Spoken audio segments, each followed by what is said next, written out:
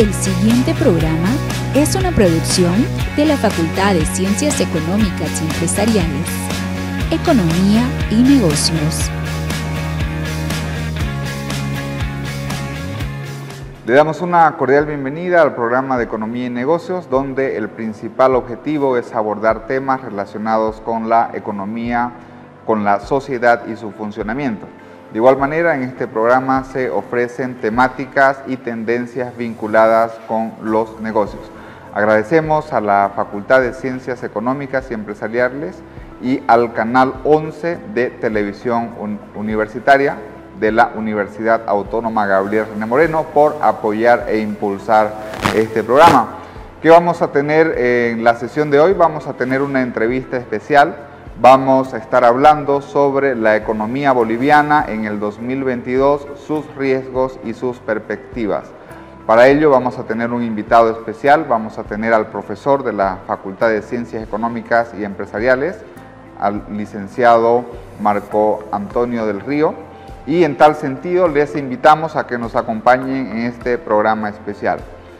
Por ello vamos a ir a nuestra primera pausa y luego volvemos con más del programa Economía y Negocios.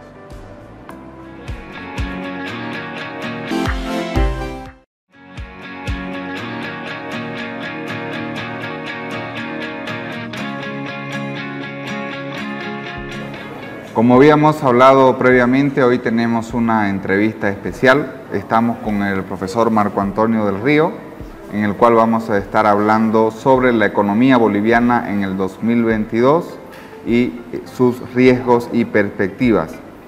Para ello vamos a leer y vamos a explicar brevemente la semblanza del profesor Marco Antonio del Río, quien es economista por nuestra Universidad Autónoma Gabriel René Moreno. Tiene una maestría en Economía y Finanzas Internacionales de la Universidad de Roma, Tor Vergata, Italia. De igual manera tiene estudios doctorales en Derecho y Economía por la Universidad Pablo de Olavide, Sevilla, España, y es un destacado profesor de Teoría Económica y Matemáticas Aplicadas en la Universidad Autónoma Gabriel René Moreno, como también en otras universidades de alto prestigio, como es la UPSA, desde hace más de 25 años. El profesor Marco Antonio tiene diversas publicaciones en el área académica, en el área de su especialidad, y también ha incursionado en el ensayo filosófico, político y literario. De igual manera, también el profesor Marco Antonio es profesor de posgrado. Querido profesor, antes que nada agradecerle por haber aceptado la invitación para estar conversando un poco sobre la economía boliviana en el 2022. El agradecido soy yo, muchas gracias Roger Alejandro, y un gusto poder conversar en este programa. Muy bien, profesor. Siempre debemos, cuando queremos hacer un análisis económico, es importante partir de lo que es el contexto internacional. ¿Cómo está el mundo? ¿Cuál es la situación desde una perspectiva no solamente económica, ¿no?, sino también, por ejemplo, una perspectiva política? ¿Qué es lo que está pasando en el mundo y cuál es el contexto actual? Mire, yo creo que tenemos que darnos cuenta, tanto los economistas como la población en general, que evidentemente hemos entrado en un escenario de grandes turbulencias y de hechos prácticamente impredecibles, ¿no? O sea, como lo que a veces se llama cisnes negros, ¿no? Aunque se puede discutir si técnicamente corresponde o no a la definición, pero fíjense ustedes, por ejemplo, pensemos un poquito en esto de la pandemia del COVID-19, ¿no? 2018 nadie se imaginaba ese escenario para el 2020, o sea, ninguna previsión incluía una situación de pandemia a nivel mundial que iba a paralizar prácticamente la economía del mundo durante más o menos, por lo menos 3 meses, pero en seco, digamos, ¿no? Entonces, ese ya es un primer fenómeno, digamos, a nivel global que ha tenido, primero, no ha sido previsto y que ha tenido consecuencias brutales en la economía mundial y en las economías particulares como la de Bolivia o de cualquier otro país, ¿verdad? Y por el otro lado, y ahora tenemos esta cuestión de la guerra en Crimea, ¿no? De la misma manera, o sea, la situación geopolítica digamos, en Europa Oriental tenía ciertas tensiones, Ya hubo un anterior conflicto, por ejemplo, en Georgia, ¿no? En años pasados, ¿no? Siempre en relación a los rusos, pero digamos que, o sea, había ya el anticipo de la guerra, de que había movilización de tropas para inicio de año, incluso se esperaba que en realidad la invasión se diera en enero, los primeros días de enero, pero una cosa es la previsión, digamos, otra cosa es que se realiza. Entonces se ha dado el fenómeno con consecuencias, digamos, militares, políticas y obviamente económicas impredecibles, porque va a depender de la evolución de la guerra. Y claro, una guerra, los actores de un conflicto bélico pueden imaginar que la guerra puede ser muy breve, que va a tener ciertas características, pero una conflagración bélica, si hay algo que la característica es que tiene consecuencias impredecibles. Entonces, hemos entrado en un escenario que parecía que estábamos saliendo de la pandemia, pero ya esta situación de la guerra en Ucrania evidentemente está generando un escenario que además, como acaba de empezar, no sabemos qué efectos va a tener a largo plazo. Eso, digamos, como primer principio.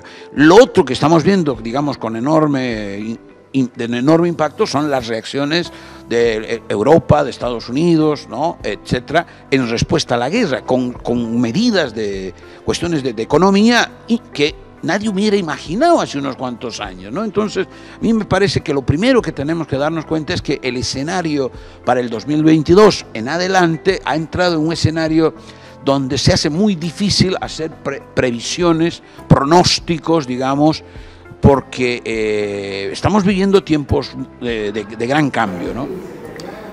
Sí, es muy difícil hacer pronósticos. Estamos hablando de un escenario de incertidumbre, ¿no? Porque lo contrario es la certidumbre, cuando sabemos qué es lo que puede pasar. ¿Cuál pudiera ser el impacto o en qué podría afectar a la economía boliviana o ya está afectando el tema de estos conflictos geopolíticos, Rusia, Ucrania, lo que está sucediendo? ¿Puede tener algún efecto en la economía boliviana o estamos aislados y desvinculados de lo que pueda pasar afuera? Bueno, con el proceso de globalización que se da en la economía mundial desde los años 70 del siglo pasado, es difícil pensar que una economía o un país, ¿no?, para hablar, no pueda sustraerse de lo que ocurre en el resto del mundo, ¿no? Ahora, por supuesto, en cierto sentido, nosotros estamos lejos de Ucrania y los efectos no van a ser directos, pero entonces los efectos van a ser, cabe pensar que van a ser indirectos, o sea, depende de cómo reaccionen, por ejemplo, los precios de las materias primas, ¿no?, para que haya un efecto sobre la economía boliviana, ¿no? Entonces, aparte de la propia dinámica que tiene la misma economía boliviana. Entonces, efectivamente, no creo que podamos pensar en que la economía está aislada, la economía boliviana está aislada, y evidentemente me cabe esperar de que la guerra de Ucrania vaya a tener algunos efectos en la economía boliviana, que reitero, la profundidad y la gravedad de esos efectos va a depender en gran medida de en qué condiciones se vaya desarrollando el conflicto bélico. Muy bien, profesor. Precisamente usted ha tocado un punto importante, que ya se están viendo reacciones en los mercados financieros internacionales. Bueno, de hecho, hoy en día, desde la economía, se menciona que no son los mercados de bienes y servicios que mueven las cosas, sino son los mercados financieros, ¿no? Y en tal sentido ya se ha visto impacto en los precios, por ejemplo, del petróleo. La semana pasada los precios del petróleo estaban a $90 por barril. Por lo que sabemos de las noticias, ya se han incrementado en más de 20% los precios del petróleo, ya se ha superado los $110 el barril. ¿Eso es bueno, es malo? ¿Cómo puede, por ejemplo, si mal no lo recuerdo, en el presupuesto general de la Nación se consideró $50 o $55 el precio del barril para este año? ¿Cómo tomamos esta noticia del precio del petróleo para la economía boliviana? Bueno, o sea, como en muchas cosas depende de qué pesa más, porque por un lado el aumento del precio del petróleo nos podría favorecer porque el precio del gas que exportamos está calculado en base al precio del petróleo. Entonces, un aumento del precio del petróleo podría significar un mejor precio para el gas que exportamos al Brasil o a la Argentina. Pero por el otro lado, no hay que olvidarse que Bolivia tiene un déficit en términos de producción, por ejemplo, de gasolina y diésel, y eso se importa. Entonces, eso significa que se va a tener que importar, por decir, los mismos volúmenes, pero con precios más altos. Entonces, lo que conocemos como el subsidio a los hidrocarburos, a la gasolina, diésel, va a implicar un mayor presupuesto para el Estado, ¿no? Entonces, por un lado, el aumento del precio del petróleo nos puede favorecer por el lado, afectando un aumento al precio del gas que exportamos, pero por otro lado, como somos dependientes de la importación particularmente de diésel, que es muy importante para Santa Cruz, pero también de gasolina, esto puede generar un aumento del subsidio que el gobierno boliviano o el Estado boliviano le da al consumidor de hidrocarburos. Entonces, por los dos lados, el resultado a priori no se puede predecir, porque va a depender de las magnitudes en que afecta al uno y afecta al otro, ¿no? Muy bien, profesor. Entonces hay un contexto internacional con incertidumbre y de igual manera habría que ver el efecto neto de los precios del petróleo, toda vez que los precios del petróleo también toman un tiempo, los precios del gas natural toman un tiempo en ajustarse al precio del petróleo, mientras que ya el tema de la subvención y el costo para el Estado, eso es inmediato.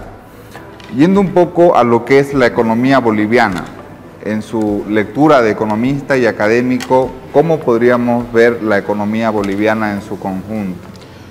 Bueno, primero que hay que señalar que la economía boliviana más o menos ya desde el 2015, 2016 ha empezado a entrar en un ciclo, no vamos a decir de crisis, porque tampoco hay que exagerar, pero sí digamos de deterioro, ¿no? O sea, ciertos indicadores, no todos, pero algunos indicadores que son importantes han empezado a mostrar una tendencia preocupante. Uno, por ejemplo, es el aumento del déficit fiscal.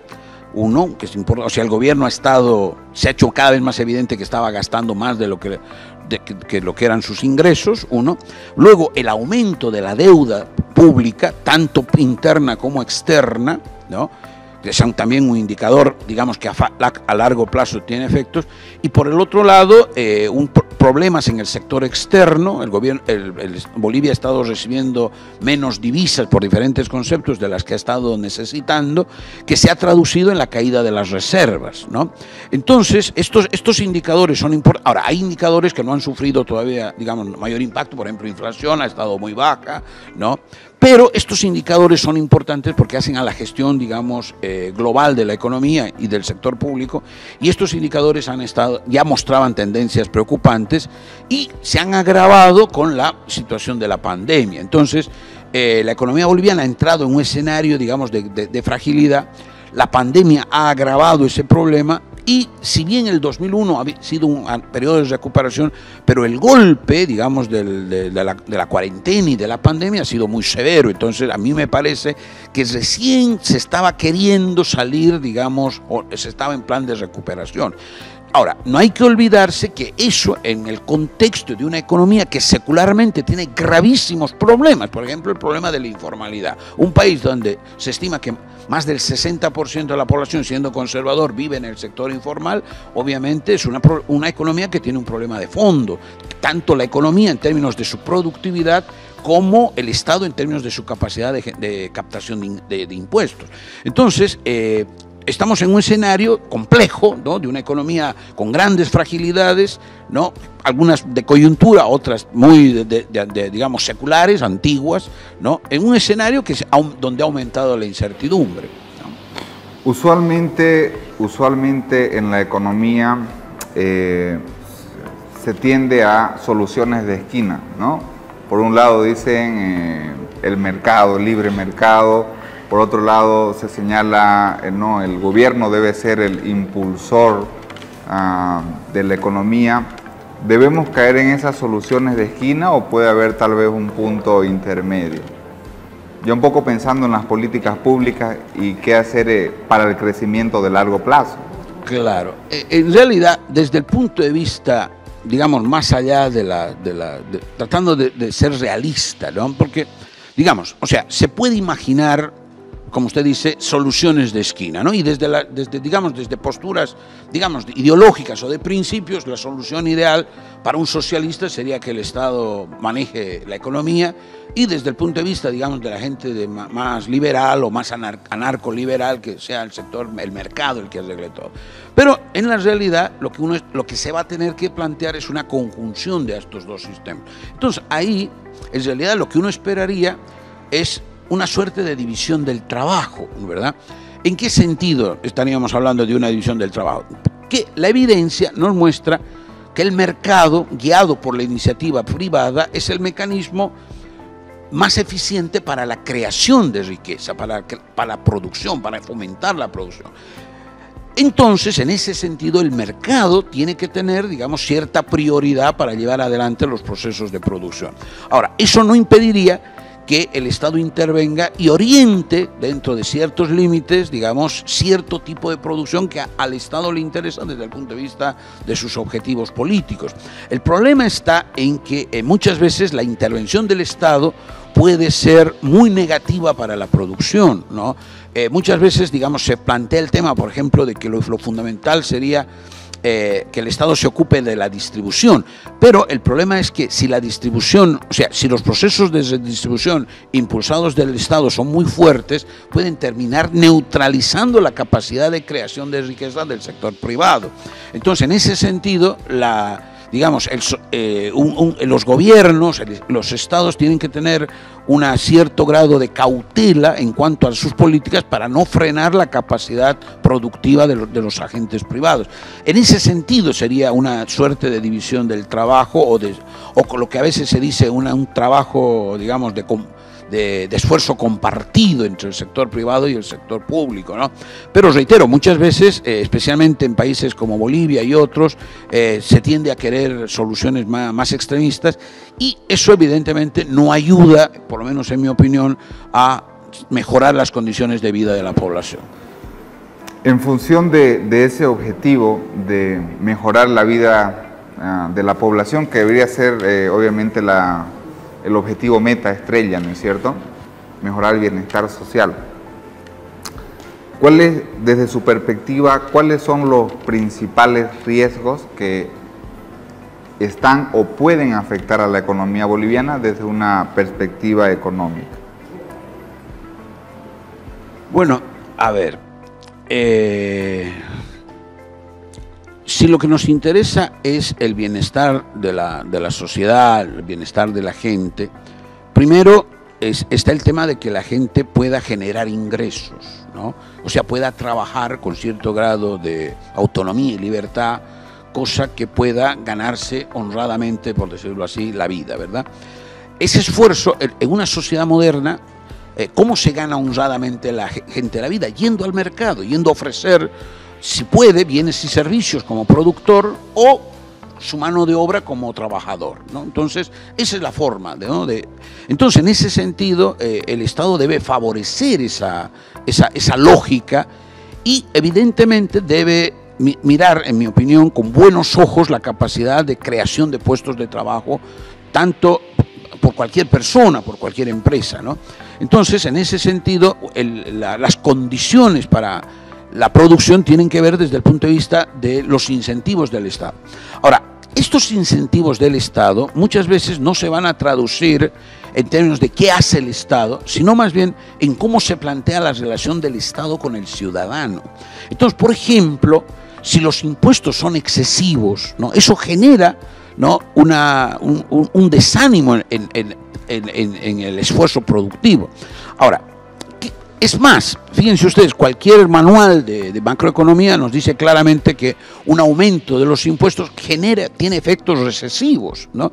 Entonces, con más razón, digamos, lo que uno esperaría en una economía que quiere alcanzar cierto grado de prosperidad es un régimen tributario, ¿no? Que reconoce la necesidad de captar recursos para el Estado y para las actividades del Estado, pero por otro lado, ¿no? un nivel impositivo que sea razonable en función de la actividad privada, ¿no? O sea, que los impuestos no sean demasiado gravosos. O sea, ahí las autoridades, la gente del gobierno tiene que darse cuenta de que presionar por sus necesidades fiscales a la población cobrando más impuestos, en realidad es algo que a la larga, primero, en el corto plazo tiene efectos recesivos y en el largo plazo genera un problema de que la gente desanima. De hecho, en cierto sentido, el enorme tamaño del sector informal en Bolivia tiene que ver con la presión tributaria. Pero no es solo la presión tributaria, sino que tiene que ver con la forma, cómo se relaciona el funcionario público con el ciudadano boliviano. Porque tiene una mentalidad señorial. El funcionario público tiene una mentalidad señorial y una mentalidad persecutoria, que es muy, lamentablemente, y creo que es un buen lugar para decirlo, ¿no? Especialmente el funcionario de impuestos, ¿no? Vive buscando en qué se equivocó el ciudadano en el pago de sus impuestos para aplicarle multas y sanciones, ¿verdad? Ese espíritu, ¿no? Ese espíritu, digamos, de impuestos nacionales, de perseguir al ciudadano de una manera feroz cuando comete algún error. No estamos hablando de, por ejemplo, esta cuestión de errores de forma que a veces se cometen, ¿no? Tienen sanciones, ¿no? Entonces, esa actitud de los funcionarios públicos en relación a la actividad privada es algo que es contraproducente al sistema económico y evidentemente no genera una buena sinergia entre el Estado y la actividad privada, ¿no? Por poner un punto. Dos puntos importantes que usted ha retomado y que yo creo que es parte de el análisis, para un análisis más profundo sobre el tema de la economía estructural, es el tema de la informalidad y el tema de la institucionalidad. Y esto hablamos de que las instituciones sí importan. Por ejemplo,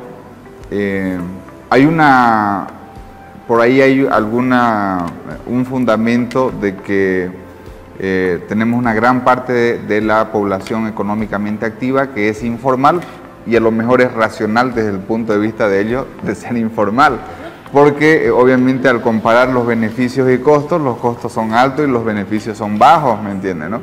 Entonces en ese sentido es racional ser informal.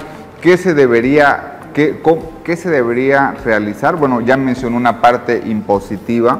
¿Habría algún otro elemento que se podría incentivar para disminuir la informalidad? Y cómo, en la otra pregunta, ¿cómo podemos mejorar nuestras instituciones? Por ejemplo, convocatorias públicas.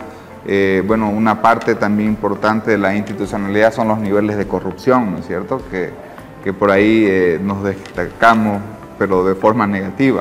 Entonces, ¿qué podríamos hacer para mejorar nuestras instituciones y disminuir la informalidad?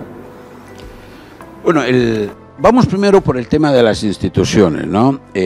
Una cuestión que es importante señalar es darnos cuenta de que las instituciones, ¿no? En abstracto, poco podemos decir sobre ellas. En este famoso libro de Acemoglu y Robinson, de por qué fracasan los países, se habla mucho de las instituciones, pero el énfasis del libro, ¿no? Y de toda la literatura que es que darse cuenta es descubrir que hay instituciones favorables al crecimiento, al desarrollo, pero que pueden haber instituciones que son contrarias al crecimiento, ¿verdad?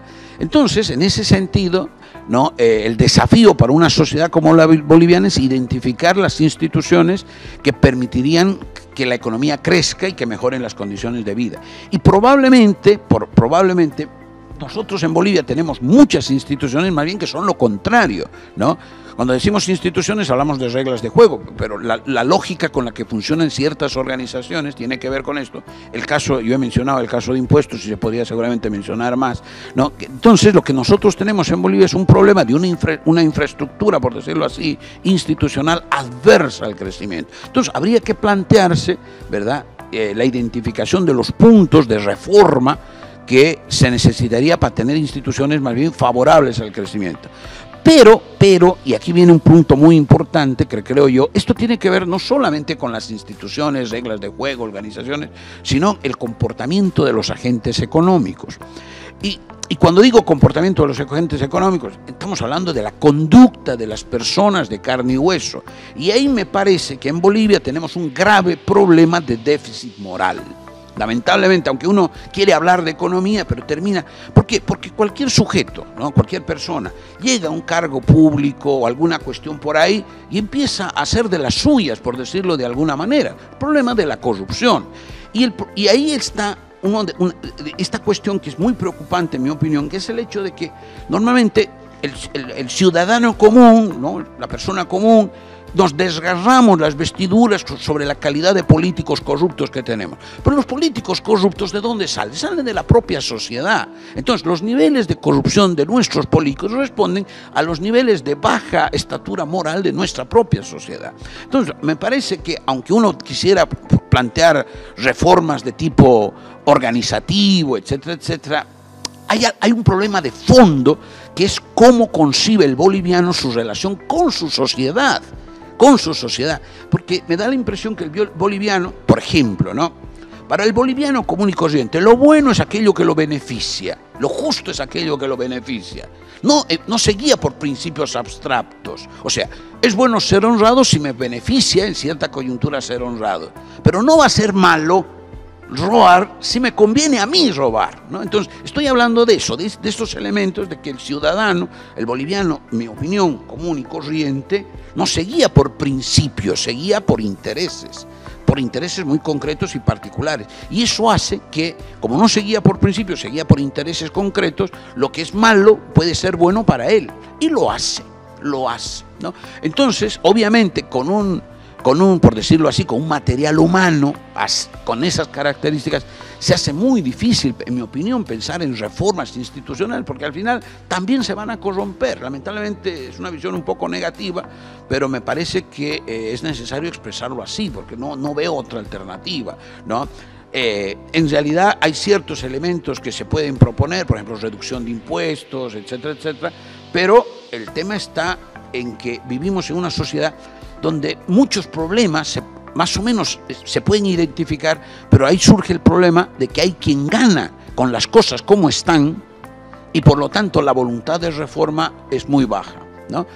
Me gustaría poner un ejemplo. En los años 90 yo asistí, un ejemplo personal, en los años 90 yo asistí a un grupo de charlas que, a nivel de organizaciones empresariales, etcétera, etcétera, donde se planteaba el tema de reducir los trámites, el número de trámites para la creación de empresas, ¿no? Bueno, hubo unas discusiones ahí, etcétera, etcétera. 20 años después, ya en el 2000 y pico, resulta que un grupo de jóvenes estaban queriendo abordar el mismo problema. Ahora, para mí fue desolador. Habían pasado 20 años y no se había avanzado nada en la búsqueda de soluciones, o sea, buscarle soluciones concretas a ese problema de reducción de los costos y tiempos para la creación de empresas, ¿no? Entonces, vivimos en una sociedad muy inmovilizada, ¿no? Donde se hace muy difícil pensar en reformas que a mediano y largo plazo den fruto. Lamentablemente, en mi opinión, que como usted está viendo es un poco pesimista al respecto. ¿Podría ser, profesor, también una posible explicación inclinar la balanza hacia políticas más de largo plazo? Por ejemplo, pensando en el capital humano, podría ser una. No sé, tal vez esos principios, valores, el tema de la formación, de la educación, no solamente la educación universitaria, sino inclusive la educación a nivel primaria, secundaria, podrían ser algunos elementos diferenciadores que puedan impulsar el crecimiento en el largo plazo, más allá de pensar en la coyuntura. Por supuesto, yo creo que es en realidad un gobierno que quiera enfrentar en serio los problemas del crecimiento económico tiene que tener una visión de largo plazo, ¿no? Y obviamente el sector educativo en todos sus niveles es un sector muy importante, pero a veces tengo la impresión que se enfatiza mucho en la parte de instrucción, de proporcionar información, ¿no? Que es algo absolutamente de cajón, digamos, en los niveles superiores, pero en los niveles inferiores tiene que manejarse de otra manera, ¿no? Digamos, en la primaria. Pero sí, yo creo que una reforma del sistema educativo es imprescindible. Ahora, sin embargo, ahí viene esta sensación de angustia que me parece que estoy transmitiendo. Hemos tenido reforma educativa en los 90, hemos tenido reforma educativa en el 2000 y no pasa nada. Fíjese usted, En los años 50, el sistema educativo eran 6 años de primaria y 6 años de secundaria, ¿no? En los años 50. Luego pasa una cantidad de años y a alguien en el ministerio se le ocurre, no, vamos a hacer 5 años de básico, 3 años de intermedio y 4 de medio, ¿no? Pasa otra cantidad de años y dicen, vamos a reformar, hicieron una reforma. Actualmente, ¿qué tenemos? Un sistema, 6 años de primaria y 6 años de secundaria. 70 años para volver a lo mismo. Y esas son nuestras reformas. O la otra reforma de un ministro, no, vamos a dejar de calificar de 1 a 70 y vamos a ir de 1 a 100. Esos no son cambios importantes, pero se consideran parte de una reforma. Entonces, lo que hemos tenido son reformas que han ido a ciertos aspectos más o menos cosméticos, digamos, sin abordar de fondo, ¿no?, una reforma, un cambio en la forma de la educación de nuestros niños y de nuestros jóvenes, que realmente beneficia al conjunto de la sociedad. Ahora, una reforma educativa, hay que señalar esto más, ahora se está complicando cada vez más, se hace cada vez más difícil. O sea, ese carácter, si se quiere, redentor de una reforma educativa se ha visto mucho más cuestionado, se ve mucho más cuestionada por 2 elementos. Primero, el impacto de las nuevas tecnologías en los jóvenes, y en segundo lugar, porque siempre se dice de que la formación de valores, ¿no?, o de principios viene de la familia, pero la familia está sufriendo transformaciones importantes también, ¿no? Entonces, una reforma educativa tiene que tener en cuenta los cambios de tipo demográfico que se están dando en la sociedad y, por el otro lado, tiene que tener en cuenta el impacto de las nuevas tecnologías, digamos, en la convivencia que tenemos las personas.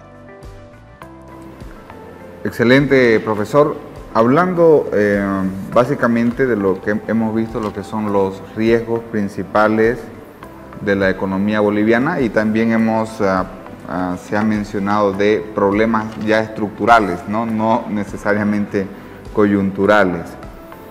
Si el profesor Marco Antonio del Río fuera el ministro de Economía o fuera un asesor, ¿cuáles serían las principales recomendaciones de políticas públicas desde la perspectiva económica que podríamos mencionar sea una agenda con prioridad o una prioridad económica dadas las características de la economía boliviana? Bueno, tenemos, por ejemplo, un severo problema, que ya lo hemos discutido, en el tema de la subvención de los hidrocarburos, ¿no? Y que en esta coyuntura tiene un potencial, digamos, como para desequilibrar las cuentas fiscales, ¿no?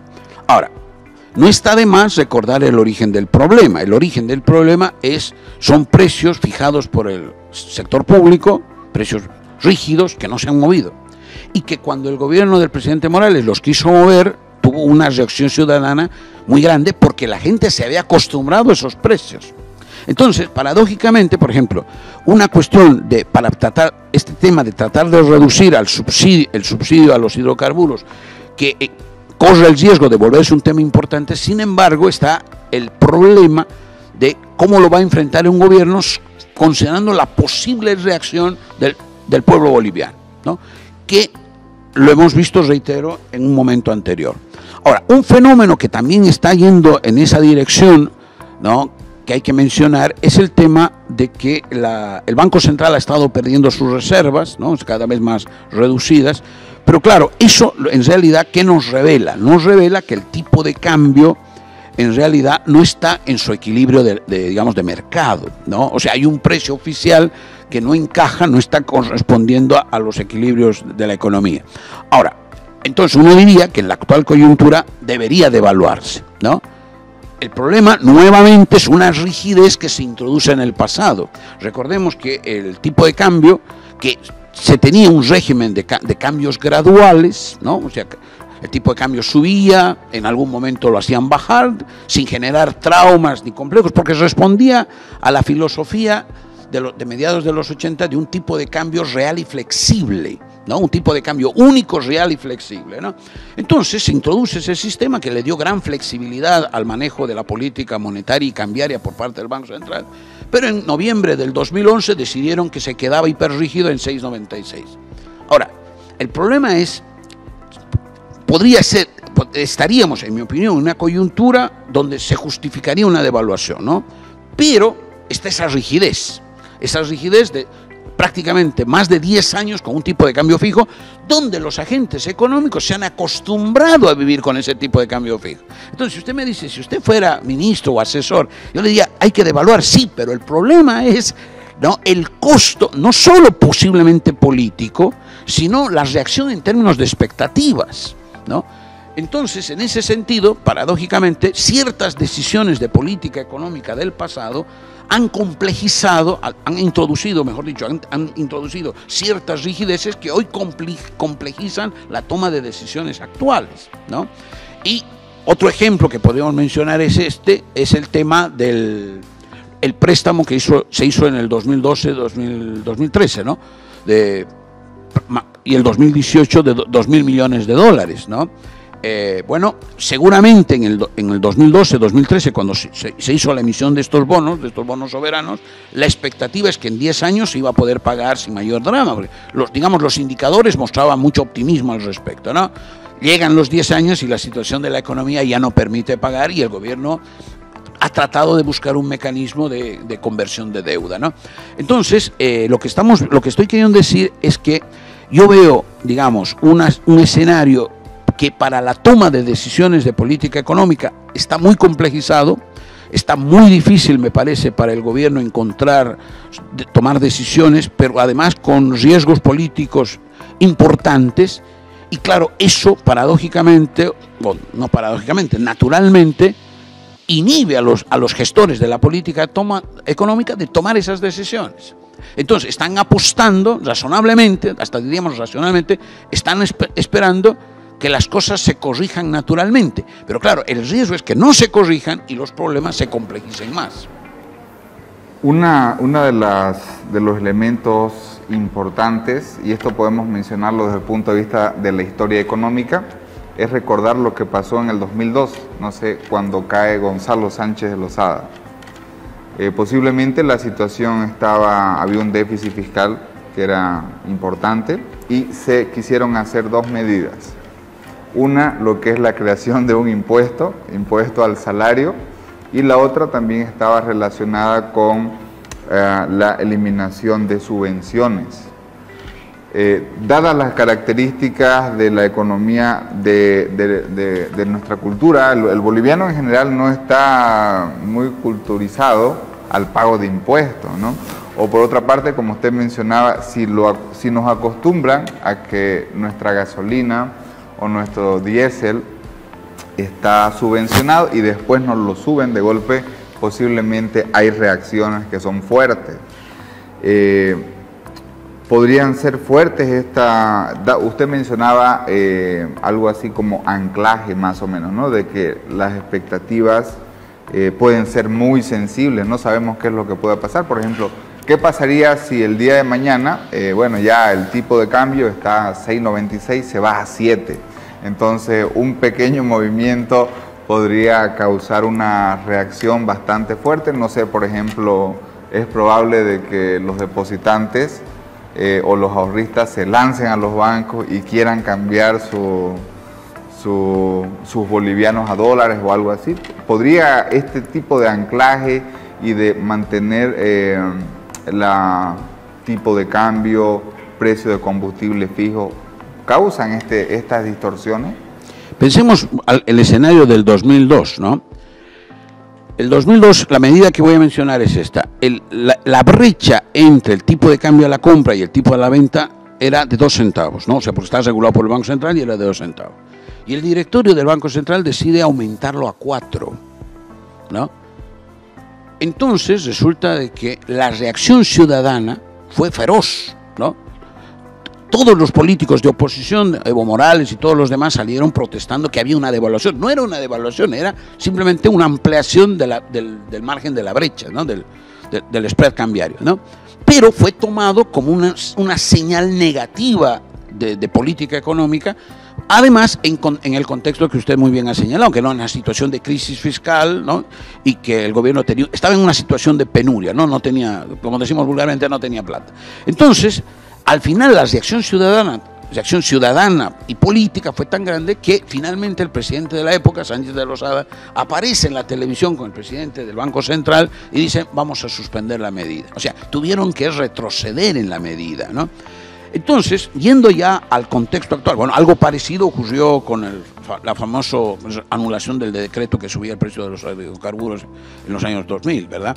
Entonces, ahora, yendo al tema de la devaluación, el problema, yo sería irresponsable si digo, mire, si devalúan, va a haber una corrida bancaria. No, en realidad es un problema de incertidumbre. No sabemos cómo va a reaccionar la gente. O sea, puede ocurrir que el gobierno devalúe, por decir, de 6,96 a 7, y la gente, o sea, los agentes económicos digan, bueno, pues sí, parece que está bien y no pase nada, ¿no? Pero podría ocurrir también lo otro, generar una reacción muy negativa. El problema está que no lo sabemos, ¿no? No sabemos cómo va a reaccionar el ciudadano común y corriente frente a una medida de esa. Porque, claro, reitero, el ciudadano común está acostumbrado a un precio fijo.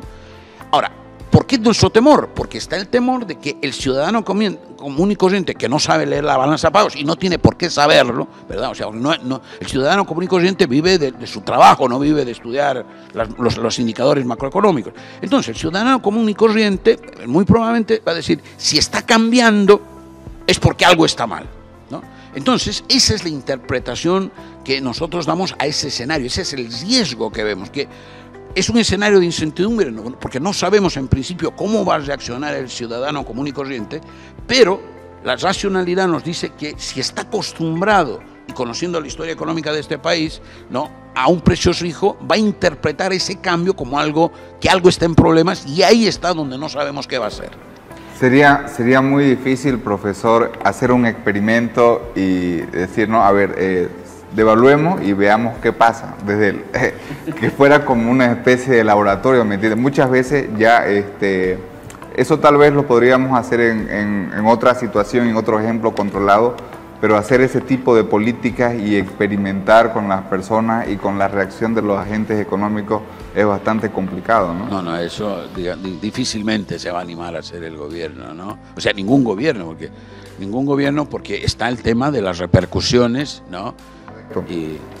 Estimado profesor, el tiempo ha quedado realmente corto.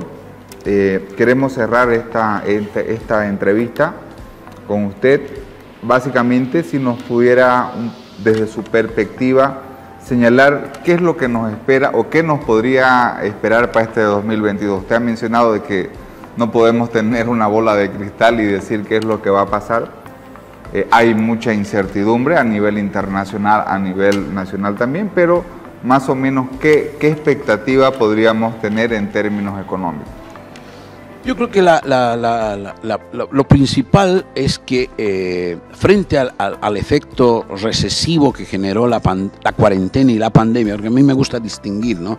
Las dos cosas van a actuar juntas, pero distinguir los efectos recesivos que genera la pandemia, las presiones recesivas de la pandemia, con los efectos realmente recesivos de la cuarentena, ¿no?, del 2020, ¿no?, que además fue a nivel mundial, siempre hay que recordar eso, ¿no? Entonces, el tema está que la economía boliviana quedó muy maltrecha y poco a poco estamos volviendo a la normalidad. Entonces, a mí me parece que el 2022 va a ser como el 2021, un año de ir recuperando los niveles de actividad que se tenía antes, ¿no?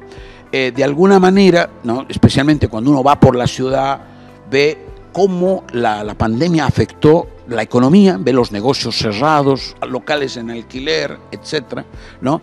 Y por el otro lado también ve las pautas de conducta de la gente. Por ejemplo, si uno salía a la calle a las 10 de la noche, ya la ciudad, especialmente en las zonas más céntricas, un desierto, la gente no salía, o sea, la gente se acostumbró a quedarse en su casa. Claro, eso tiene efectos económicos también, ¿verdad?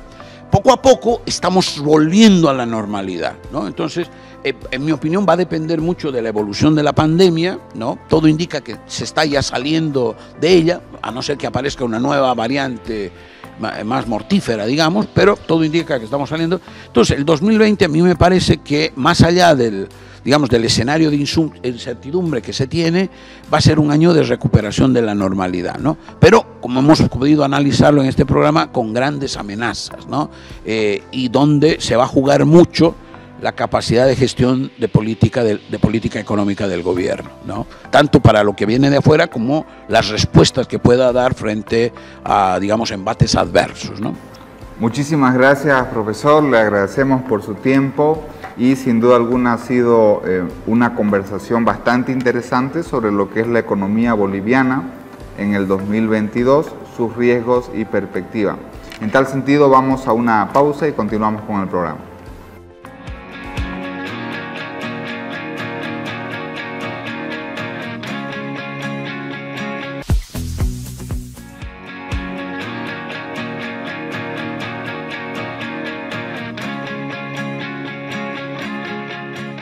En nuestro programa del día de hoy estuvimos hablando sobre la economía boliviana en el 2022, sus riesgos y perspectivas. Estuvimos hablando y estuvimos explicando de que para este año en particular, básicamente el primer trimestre hemos iniciado con incertidumbre económica, incertidumbre financiera desde una perspectiva internacional sobre Rusia, Ucrania. La principal pregunta es cuáles pueden ser las implicaciones para la economía boliviana, que va a afectar, en otras palabras. Asimismo, analizando la economía en su conjunto, hay ciertos indicadores que presentan un deterioro y desde luego se deben abordar los principales riesgos para la economía nacional. La perspectiva de la economía boliviana en el 2022 es, si no existen factores externos negativos, continuará en el crecimiento de una nueva normalidad. Hay preguntas e interrogantes de qué hacer con ciertas políticas, por ejemplo, el tema de la subvención de hidrocarburos, lo que es el tipo de cambio, las reservas internacionales y el déficit fiscal. Todo esto fue lo que hablamos con el profesor Marco Antonio del Río, que fue nuestro invitado para el día de hoy, y básicamente queremos agradecerle por su participación y por habernos acompañado en este programa. Los esperamos por el canal universitario el próximo sábado a las 8 de la noche y el reprise del día domingo en el mismo horario. Muchísimas gracias.